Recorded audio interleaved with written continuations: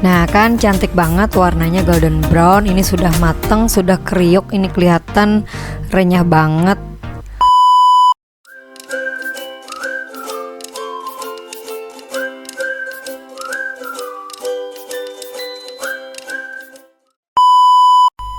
Halo semua, assalamualaikum warahmatullahi wabarakatuh. Selamat datang di channel Lisna Danu. Pada kesempatan kali ini saya mau share cara membuat bagelen yang super enak, renyah, mantap, dan sangat cocok untuk ide jualan atau ide bisnis buat teman-teman semua. Yuk kita ikutin caranya. Kita siapkan dulu bahan-bahannya. Ada tepung, butter, gula, garam, telur, ragi, dan susu bubuk. Nanti resepnya akan saya tulis di link di box description-nya ya teman-teman. Langkah pertama kita timbang dulu bahan-bahannya. Di sini saya menggunakan tepung cakra kembar, yaitu tepung protein tinggi. Teman-teman bebas mau tepung merek apa aja. Kemudian gula 200 gram. Selanjutnya ada ragi, saya pakai 18 gram, merek apa aja bebas. Kebetulan saya punya ini ya, Mauripan. Kemudian butter saya pakai butter Wisman, kemarin beli yang eceran. Nah, butter ini tidak langsung dimasukkan, jadi dimasukkannya nanti setelah diaduk semua bahan setengah kalis. Jadi nanti terakhir baru dimasukkan butter. Selanjutnya masukkan susu. Saya menggunakan 75 gram di setiap 1,5 kg tepung. Saya menggunakan susu full cream ya, mereknya bebas. Kemudian masukkan lagi telur. Di sini yang dipakai cuman kuning telurnya, jadi putihnya nggak dipakai agar nanti hasil rotinya lembut.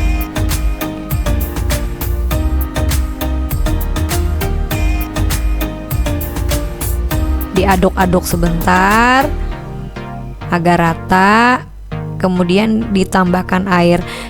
Takaran airnya itu disesuaikan dengan kondisi adonannya ya, jadi jangan terlalu lembek, jangan pula terlalu keras. Buat teman-teman yang belum punya mixer, bisa diulek pakai tangan tapi lumayan lama, atau jika ada mixer yang lain sangat boleh ya. Jadi mixer apa aja. Saya memakai mixer Boss buatan Jerman, serinya mixer Boss Universal. Ini sudah sekitar 6 tahun atau 7 tahun saya pakai dan lumayan mantap dan kokoh ya. Nah ini sudah setengah kalis, kita masukkan butter ke dalam adonan. Jadi timbangan butter itu sama dengan timbangan gula, yaitu 200 gram per 1,5 kg tepung.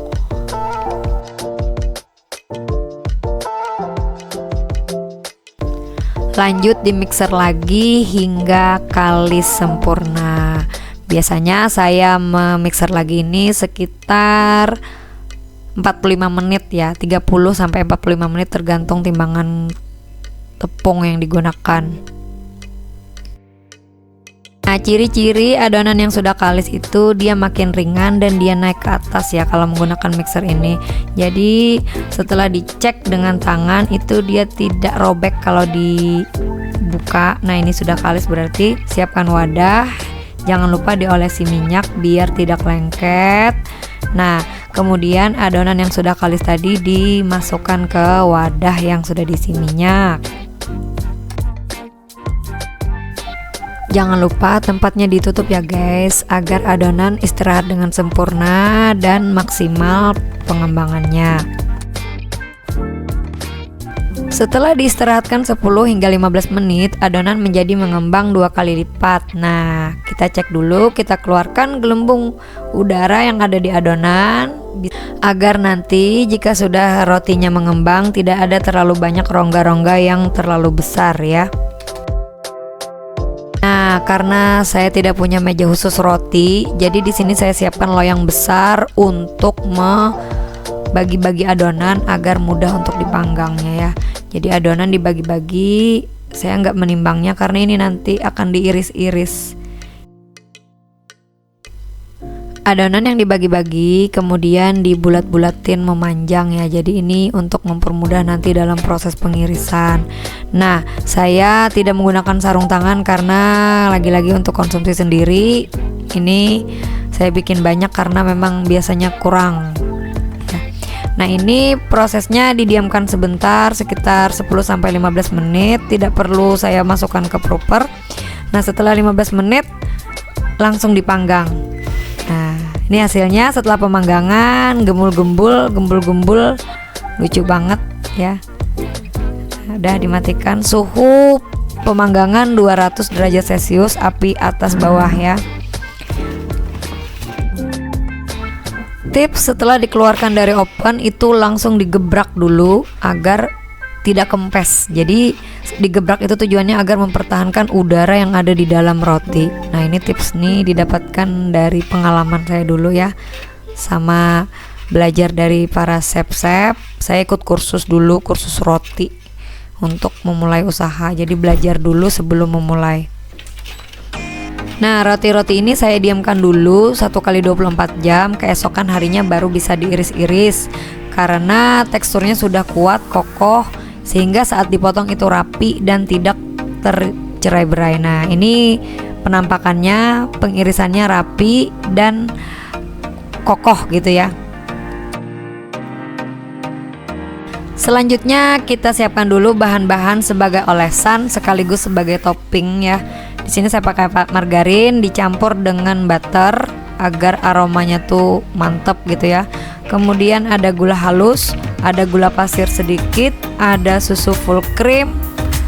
Nah, untuk takarannya nanti saya tuliskan di link box deskripsinya ya.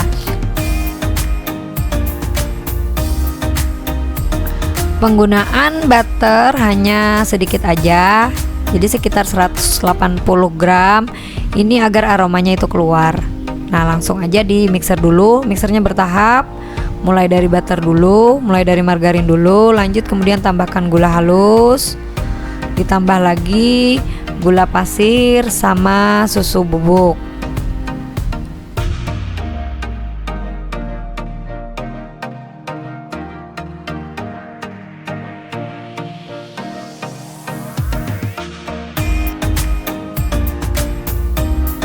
Untuk telur ini dikocok dulu di tempat yang terpisah hingga mengembang putih, pucat, kaku.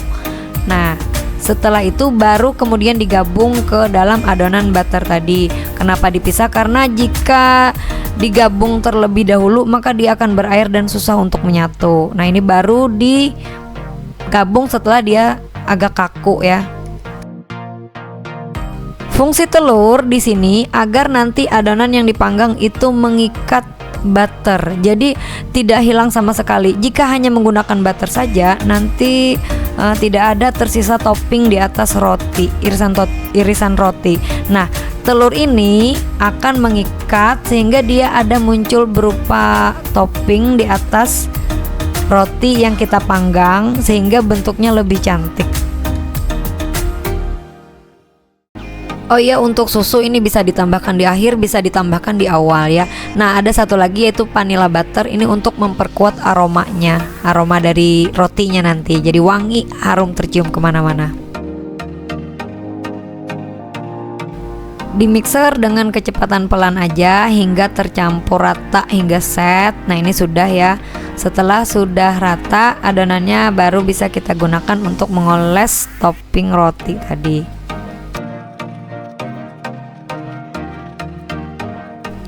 Siapkan loyang untuk memanggang. Kemudian roti kita oles satu persatu ya. Jadi ini nanti hasilnya lumayan banyak. Nah, disusun. Lakukan hingga semua roti habis teroles dan kemudian langsung dipanggang.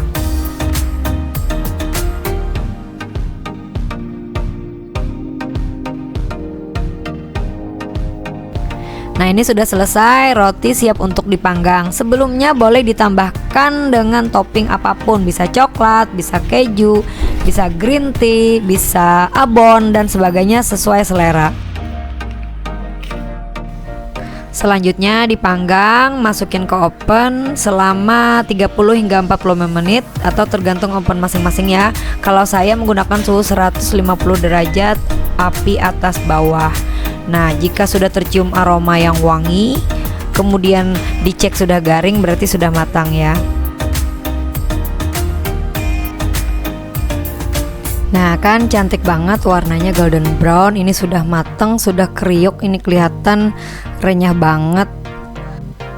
Nah ini topping green tea, nanti juga akan saya share resepnya di box descriptionnya ya.